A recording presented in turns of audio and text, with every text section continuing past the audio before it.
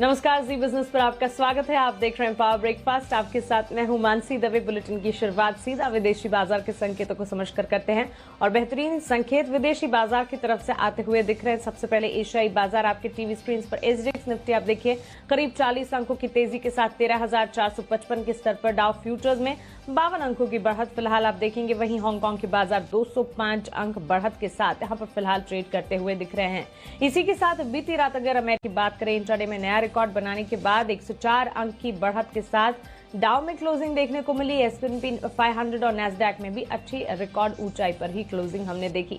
विदेशी बाजार के संकेत में इतनी अच्छी तेजी क्यों आ रही है, इसके पीछे की वजह क्या है, एक बार जान लेते हैं। दीपांशु भंडारी हमारे साथ जुड़े हैं।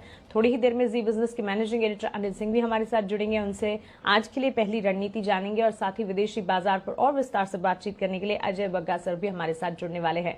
Deepanshu, good morning. बताएं विदेशी बाजार के संकेत आज कैसे हैं?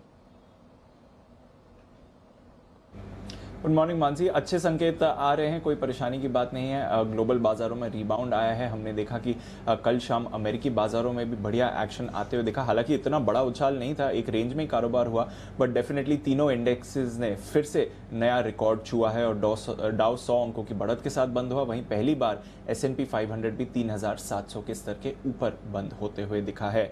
सभी सेक्टर्स में खरीदारी आपको आती हुई दिखी और साथ ही ब्रॉडर मार्केट में भी एक्शन भरपूर था। स्मॉल कैप इंडेक्स पर भी हमने 1.5% का उछाल देखा और नया रिकॉर्ड वहां पर भी आते हुए दिखा है यूएस के। साथ ही अगर आप देखें तो इकोनॉमी से जुड़े स्टॉक्स, एनर्जी शेयर्स और साथ ही टेक्नोलॉजी शेयर्स, यहां पर भी खरीदारी का ही रुझान रहा। स्टिमुलस बिल पर चर्चा चल रही है तो वहां पर निवेशकों की नजर है। इसके अलावा आप देखें तो यूएस एफडीए से बयान आया है कि फाइजर की वैक्सीन की जो उन्होंने टेस्टिंग करी है वो सभी सेफ्टी पैरामीटर्स को मीट कर रही है, यानी कि सभी सुरक्षा मानकों को वो पूरा कर रही है और अब बाजार अनुमान लगा रहा है कि जल्द ही मंजूरी मिल जाएगी। और जैसे कि हमने कल भी हाईलाइट करा था कि जैसे ही मंजूरी मिलेगी फाइजर तैयार है वैक्सीन डिस्ट्रीब्यूट करने के लिए, तो ऑलमोस्ट इमीडिएटली वैक्सीन देने की प्रक्रिया भी शुरू हो जाएगी as soon as US FDA approval आता है। यूरोप में भी अगर आप देखें तो मिला जुला कारोबार रहा, बट दिन में थोड़ी सुस्ती के बाद बढ़त के साथ ही ज्यादातर बाजार बंद होते हुए दिखे। और कल भी हम देख रहे थे डाउ फ्यूचर्स भारतीय बाजार की क्लोजिंग के समय 100 अंक नीचे था, उसके मुकाबले 100 अंक ऊपर ही डाउ बंद हुआ, तो वहां से भी पॉजिटिविटी का ही रुझान आते हुए दिखा है। कच्चा तेल दायरे में रहा, कुछ ज्यादा बदलाव नहीं था। डॉलर इंडेक्स भी दायरे में रहा, हालांकि निचले स्तरों से थोड़ी सी खरीदारी हुई है। और हम देख रहे हैं कि सोना यहां पर लगातार खरीदारी हो रही है और 2 हफ्तों की ऊंचाई पर सोना आते हुए दिखा है आपको। बिल्कुल, तो यहाँ पर देखिए हर तरफ से पॉजिटिविटी का रुझान विदेशी बाजार से आता हुआ दिख रहा है। और एक बार अब हम देख लेते हैं कि कल के कारोबारी सत्र में एफआईएस डीआईआई संस्थागत निवेशकों ने क्या किया है। एफआईएस ने कल कैश मार्केट में 2,910 करोड़ की खरीदारी की है। वहीं वायदा बाजार में एफआईएस ने 994 करोड़ की बिकवाली की है। कैश मार्केट में डीआईएस की तरफ से 2,641 करोड़ की बिकवाली के आंकड़े आते हुए दिखे हैं। तो महज कैश मार्केट में एफआईएस की खरीदारी है। इसके अलावा डीआईएस कैश मार्केट में कर रहे हैं बिकवाली और वायदा बाजार में एफआईएस की तरफ से 994 करोड़ की बिकवाली के आंकड़े। चलिए आगे बढ़ते हैं और सीधा रुख करते हैं हमारे स्पेशल सेगमेंट का, जहां हम रोज बात करते हैं जी बिजनेस के मैनेजिंग एडिटर अनिल सिंघवी से।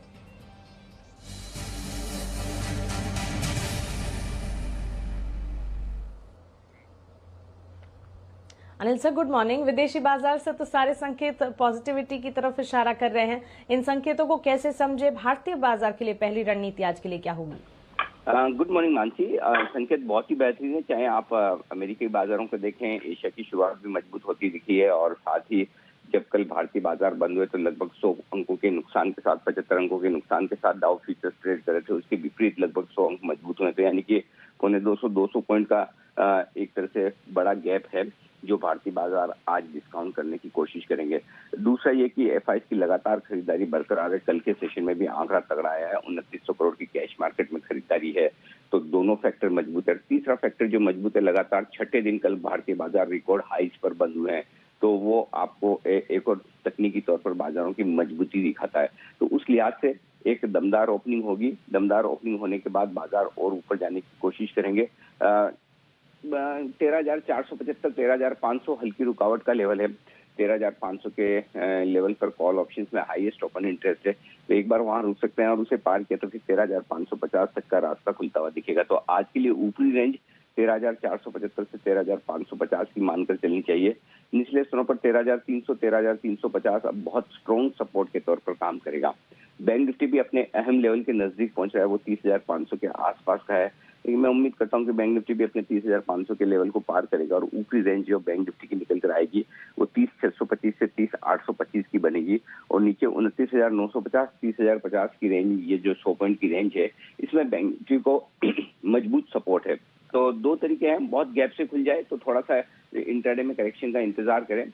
आप देख ही रहे हैं, हर रोज आपको दिन में बाजार एक बार मौका देता है एंट्री करने के लिए और उस वक्त आप डरें घबराएं नहीं और एंट्री करें। तो एक तो ये तरीका है इंडेक्स को ट्रेड करने का, और दूसरा बाजार को ट्रेड करने का तरीका ये कि कैश मार्केट के स्टॉक्स में रहने वाला है एक्शन भरपूर, तो वहां पर आप आराम से खरीदारी कर सकते, तो वहां पर भी अच्छी तेजी रहेगी। तो ब्रॉडर मार्केट मजबूत रहेंगे और लीडर्स तो कल आपने देखा ही किस तरह से टीसीएस, रिलायंस, एचडीएफसी बैंक फिर से लीडरशिप लेकर इंडेक्स को ऊपर लाने की कोशिश करें। तो ये एक अच्छा ट्रेडिंग सेशन रहना चाहिए बाजारों के लिए आज फिर से।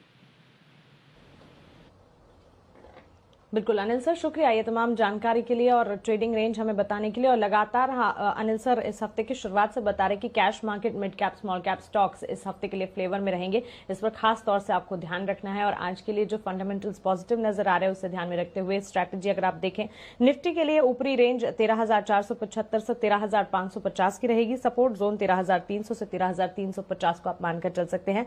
बैंक निफ्टी 29,950 से 30,050 इस रेंज को आप सपोर्ट जोन के तौर पर मानकर चले, वहीं 30,625 से 30,825 इस दायरे को आप समझे बैंक निफ्टी के लिए ऊपरी रेंज के तौर पर। लेकिन कल अमेरिकी बाजार रिकॉर्ड स्तर पर बंद हुए हैं, वहीं वैक्सीन के रोल आउट से यूरोप के बाजारों में भी उछाल देखने को मिला है। इन्हीं तमाम मुद्दों की बात पर बातचीत करने के लिए हमारे साथ मार्केट एक्सपर्ट अजय बग्गा अब जुड़ गए हैं। अजय सर, गुड मॉर्निंग, स्वागत है आपका जी बिजनेस पर। कई देशों से कोरोना की वैक्सीन पर अच्छी खबरें आ रही हैं, इसका असर हम बाजारों पर भी देख रहे हैं। क्या ये तेजी जो हम देख रहे हैं वो टिकाऊ रहेगी, बाजार में रिकॉर्ड तेजी जो है वो जारी रहेगी? मानसी, रुझान अच्छे लग रहे हैं। देखिए, यूएस का जो एफडीए है, जो नई दवाइयों को अप्रूवल देता है, वो लगता है कि आज और कल में अप्रूव कर देंगे फाइजर की जो वैक्सीन है, और उसके 24 घंटों में अमेरिका में वैक्सीनेशन शुरू हो जाएगी। कल यूके में वैक्सीनेशन शुरू हुई और क्वीन जो है एलिजाबेथ, वो भी वैक्सीन लेने वाली है। तो काफी हद तक वैक्सीनेशन के जो अप्रूवल्स आ रहे हैं और जो ये शुरुआत हो जाएगी, वो मार्केट्स के लिए पॉजिटिव है। दूसरी बात है, यूएस में स्टिमुलस जो है $900 बिलियन का, वो करीब आ रहा है। अब दोनों पक्षों की पोजीशंस करीब हो रही हैं, तो स्टिमुलस एक पॉजिटिव रहेगा। तीसरा जो हमें देखना है चीज कि ब्रिटेन में क्या हो रहा है, उनका जो ब्रेक्सिट डील है यूरोप के साथ, वो लग रहा था कि शायद वो पीछे छूट जाए और नो डील हो जाए, जो थोड़ा सा मार्केट्स को हिला सकता है। बट वहां भी अब कल यूके ने जो कंट्रोवर्शियल मेजर्स थे मानसी, वो ड्रॉप किए, तो वो पॉजिटिव है। अब थर्सडे को ईसीबी का मीटिंग है, यूरोपियन सेंट्रल बैंक का, जहां वो स्टिमुलस और बढ़ाएंगे। तो लगता है कि 750 बिलियन यूरोस का एक और पैकेज आएगा कल शाम को, तो इसके चलते भी मार्केट्स थोड़ा आगे बढ़ेंगे। तो अभी फ्लोज बरकरार है, फंडामेंटल्स अगले साल बढ़ने वाले हैं, तो मार्केट्स वही देख रहे हैं, जिसके चलते मार्केट्स में मोमेंटम है, हमें बने रहना है मानसी। बिल्कुल अजय सर, शुक्रिया अपना समय देने के लिए और साथ ही विस्तार से तमाम तर्क हमें समझाने के लिए। चलिए अब आगे बढ़ते हैं और एक एक्सक्लूसिव खबर का रुख करते हैं। डाबर को लेकर एक बड़ी एक्सक्लूसिव खबर आती हुई दिख रही है। बताने के लिए हमारे साथ हमारी एग्जीक्यूटिव एडिटर स्वाति खंडेलवाल जुड़ गई हैं। स्वाति, गुड मॉर्निंग, बताएं डाबर से जुड़ी क्या खबर लाई हैं आप? बिल्कुल, वेल डाबर से एग्जैक्टली नहीं कह सकते, बट डाबर के प्रमोटर्स की एक बड़ी प्लान है जो हम बताने जा रहे हैं। वो एवर रेडी का पूरी तरह से खरीदने के लिए डाबर के प्रमोटर्स अब तैयार हैं। हिस्सेदारी बढ़ाकर कंपनी या प्रमोटर्स यहाँ पर ओपन ऑफर लाने की बात कर रहे हैं। ये बहुत बड़ी खबर है। बर्मन फैमिली या कि डाबर के प्रमोटर्स एक नए बिजनेस में अब एंट्री करने जा रहे हैं। आप जानते हैं उनका स्टेक ऑलरेडी एवर रेडी में 20% या 19.84% टू बी प्रिसाइज अब हो चुका है। पिछले एक साल में उन्होंने धीरे धीरे करके स्टेक कंपनी में बढ़ाया है, और वहीं जो एग्जिस्टिंग या पुराने प्रमोटर्स थे कंपनी के, खैतान फैमिली, उनका स्टेक 44% एक साल पहले से अब जाकर ओनली 7.25% रह गया है। क्या हो रहा है वहाँ पर वो मैं आपको बता देती हूँ। सूत्र में बता रहे हैं कि डाबर के प्रमोटर्स की एवरेडी को पूरा खरीदने की तैयारी है। एवरेडी में हिस्सा और बढ़ाएँगे और अगर आप देखिए करंट स्टेक अगर 20% है तो उनको पूरा मैनेजमेंट हाथ में लेने के लिए खेतान फैमिली से 7% के करीब स्टेक या हिस्सेदारी और खरीदनी है। तो यहाँ पर बातचीत चल रही है। सूत्र मुझे बता रहे हैं हिस्सेदारी बढ़ाने के बाद ओपन ऑफर लाया जाएगा और डील की वैल्यूएशन पर इस वक्त बातचीत चल रही है किस प्राइस पर ये डील हो इस पे नेगोशिएशंस फिलहाल चल रहे हैं नाउ अगर हम देखें डाबर प्रमोटर्स के पास फिलहाल जैसे मैंने बोला 20% स्टेक है और 7% स्टेक उठाएंगे या 5 या 6% भी आ गई तो उनको ओपन ऑफर लेना होगा और वो सीधे सीधे कंप्लीट मैनेजमेंट कंट्रोल के साथ कंपनी को ऑपरेट करेंगे और खेतान फैमिली का ऑन द अदर हैंड अब स्टेक केवल 7% जैसे मैंने बताया 7.25% रह गई है तो ये बहुत ही इंटरेस्टिंग मूव है जैसे डाबर एंटर कर रहा है इस बिजनेस में उनको बहुत प्रॉमिसिंग पोर्टफोलियो दिखता है एवरेडी का 50% से ज्यादा कंपनी का मार्केट शेयर है ड्राई सेल बैटरीज में फ्लैश लाइट मार्केट में 70% से ज्यादा का स्टेक है और आप देख रहे हैं चाइना पे जो डिपेंडेंस कम करके अब electrical products lighting small home appliances की तरफ रुख बढ़ रहा है तो ये आगे चलकर एक अच्छा बिजनेस साबित हो सकता है और डाबर प्रमोटर्स अब नए बिजनेस में वेंचर करने की पूरी तैयारी में तो ये बहुत इंटरेस्टिंग डेवलपमेंट है एवरेडी और डाबर प्रमोटर्स के बीच में और आप देखिए यहाँ पर बहुत एक्शन आते हुए नजर आ रहा है बिल्कुल बिल्कुल स्वाति मैम शुक्रिया ये पूरी एक्सक्लूसिव खबर विस्तार से हमें बताने के लिए। चलिए क्विकली खबरों वाले शेयर्स अब जान लेते हैं दीपांशु से। दीपांशु बताएं। कुछ अहम ट्रिगर्स पहले देख लेते हैं। आज मॉरिटेरियम मामले में और साथ ही टाटा मिस्त्री मामले में सुप्रीम कोर्ट पर सुनवाई होगी, वहां पर नजर रखिए। HAL यहां पर बोर्ड बैठक है, अंतरिम डिविडेंड पर फैसला आएगा। विप्रो अगर आपको बायबैक में हिस्सा लेना है तो आज शेयर्स खरीदने की आखिरी मौका है आपके लिए क्योंकि 11 तारीख की रिकॉर्ड डेट है। इसके अलावा बर्गर किंग IPO की अलॉटमेंट डेट है, 156 गुना सब्सक्राइब हुआ था, अगर आपने अप्लाई करा था तो ध्यान रखें अलॉटमेंट के लिए। ICICI bank ICICI securities focus में रहेंगे। आज और कल OFS के जरिए ICICI बैंक ICICI सिक्योरिटीज में 2.2% की हिस्सा बिकवाली करेगा। OFS का फ्लोर प्राइस है 440 रुपए पर शेयर और ये minimum shareholding norms meet करने के लिए OFS किया जा रहा है। JSW स्टील क्रूड स्टील उत्पादन नवंबर के महीने में 3% सालाना बढ़त देखी गई है और इनकी जो टोटल क्षमता है नवंबर के महीने में वो 89% यूटिलाइजेशन पर थे, तो ये एक अच्छी खबर है। टाटा स्टील अच्छी खबर है। S&P ने कंपनी का आउटलुक नेगेटिव से स्टेबल करा है, रेटिंग फिलहाल B पॉजिटिव पर बरकरार रखी है। अपोलो हॉस्पिटल्स रिपोर्ट्स के हिसाब से अमेजॉन अपोलो फार्मेसी में लगभग 750 करोड़ रुपए के निवेश की योजना बना रहा है। करार के चलते अमेजॉन को अपोलो के 3700 से अधिक आउटलेट्स का एक्सेस मिलेगा। रिटेल आउटलेट से होम डिलीवरी कर पाएगी कंपनी और साथ ही अगर आप देखें तो अपोलो के डिस्ट्रीब्यूशन चैनल्स भी इससे इंप्रूव होते हुए दिखेंगे। कल्पतरु पावर यहां पर कंपनी के बोर्ड ने 207 करोड़ रुपए के केपेक्स को मंजूरी दे दी है, नए ऑफिस बनाने का इनका प्लान है।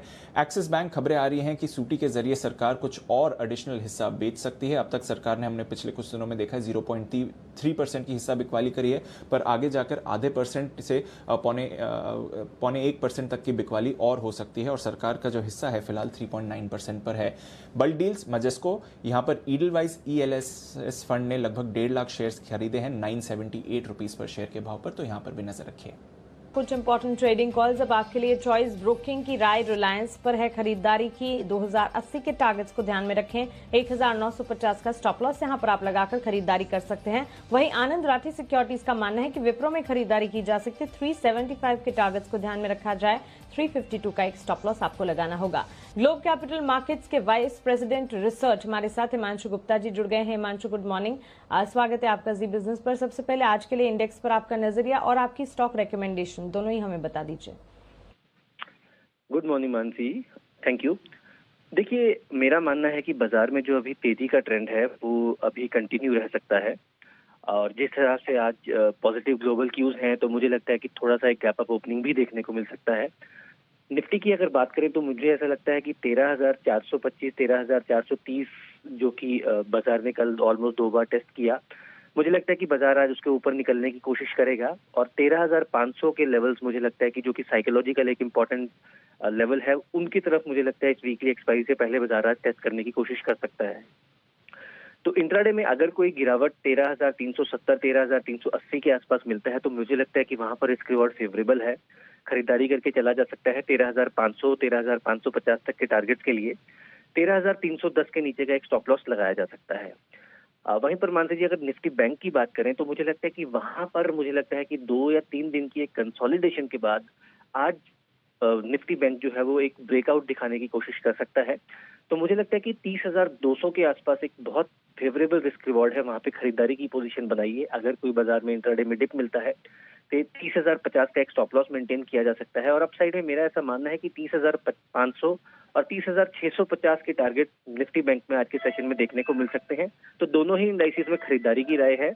और मानते जी इंटरेस्टिंग बात यह है कि जिस हिसाब से यहाँ पर रिलायंस, आईटी, फार्मा और बैंक्स, स्पेशली पीएसयू बैंक्स और कल दिग्गज बैंक्स में भी थोड़ी सी खरीदारी लौटते हुए नजर आई है, तो मुझे लगता है कि बाजार जो तेजी की तरफ जो है वो अच्छे ब्रेथ के साथ और अच्छे मोमेंटम के साथ बन रहा है। मुझे लगता है कि ये तेजी कंटिन्यू रह सकती है। स्टॉक स्पेसिफिक मुझे लगता है मानते जी आज के लिए गोदरेज प्रॉपर्टीज ने कल के सेशन में एक बहुत ही बेहतरीन ब्रेकआउट दिया है, पिछले अपने ऑल टाइम हाइज को निकाला है और एक साइडवेज कंसोलिडेशन के बाद वहां पर एक ब्रेकआउट आता हुआ नजर आया। तो वहां पर खरीदारी करके चला जा सकता है। लगभग 1255 1256 के आसपास की कल की क्लोजिंग है। 1280 1300 रुपए तक का ये एक इंट्राडे में टारगेट वहां पर देखने को मिल सकते हैं और 1235 के नीचे का एक स्टॉप लॉस गोदरेज प्रॉपर्टीज में लगाया जा सकता है। मानसी बिल्कुल हिमांशु जी, शुक्रिया ये तमाम जानकारी के लिए और अपने रिकमेंडेशन हमें बताने के लिए। इक्विटी मार्केट्स के कॉल्स और रिकमेंडेशन पर हमने जान लिए, लेकिन साथ ही अब कमोडिटी बाजार पर हमने जिगर त्रिवेदी, आनंद राठी से उनसे बात की और उनकी कॉल्स आपके सामने रखते हैं। गोल्ड सिल्वर में यहाँ पर सबसे पहले तो गोल्ड में बिकवाली की रणनीति है। 50,000 के लक्ष्य को ध्यान में रखें, 50,300 का एक स्टॉप लॉस लगाकर यहाँ पर बिकवाली की जा सकती है। वहीं क्रूड में अभी बिकवाली की रणनीति है, 3,300 के टारगेट्स को ध्यान में रखते हुए 3,420 का एक स्टॉप लॉस यहाँ पर आपको लगाना होगा और एक बार बिकवाली के बारे में ही आप यहाँ पर भी सोच सकते हैं। साथ ही कॉपर की अगर बात करें, कॉपर में काफी एक्शन पिछले दिनों में हमने देखा है, आगे भी एक्शन की पूरी गुंजाइश है। 595 के टारगेट्स को ध्यान में रखते हुए खरीदारी का मन यहाँ पर बनाया जा सकता है। 587 का एक स्टॉप लॉस आपको यहाँ पर लगाना होगा। तो गोल्ड और क्रूड में बिकवाली, लेकिन कॉपर में आप खरीदारी का मन बनाकर चल सकते हैं। ये रहा कमोडिटी बाजार का अपडेट, लेकिन अब वक्त है FIR का, यानी कि FI इन्वेस्टमेंट रिपोर्ट्स का।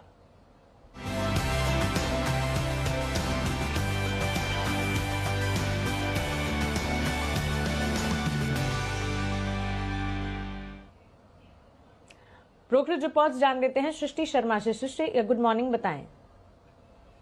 Very good morning Mansi. आज 3 पॉजिटिव ब्रोकरेज रिपोर्ट्स आई हैं। सबसे पहले HDFC लिमिटेड की बात करते हैं। यहाँ पे CLSA ने एक बार फिर अपने लक्ष्य बढ़ाए हैं। नवंबर महीने में ही इन्होंने अपने लक्ष्य बढ़ाए थे, पर अब 2300 से लक्ष्य बढ़ा के इन्होंने 2500 कर दिए हैं। पॉजिटिव नजरिया इनका बरकरार है और आउट परफॉर्म रेटिंग इस पे अपनी बरकरार रखी है।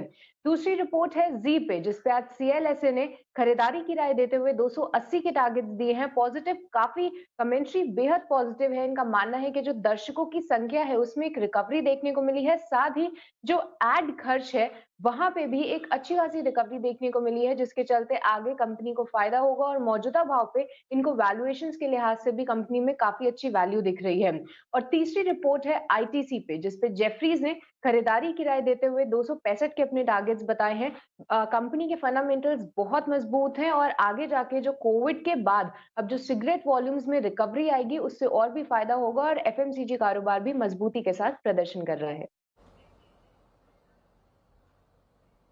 ओके सृष्टि, शुक्रिया ये ब्रोकरेज रिपोर्ट्स हमारे साथ शेयर करने के लिए। और इसी के साथ पावर ब्रेकफास्ट में फिलहाल इतना ही।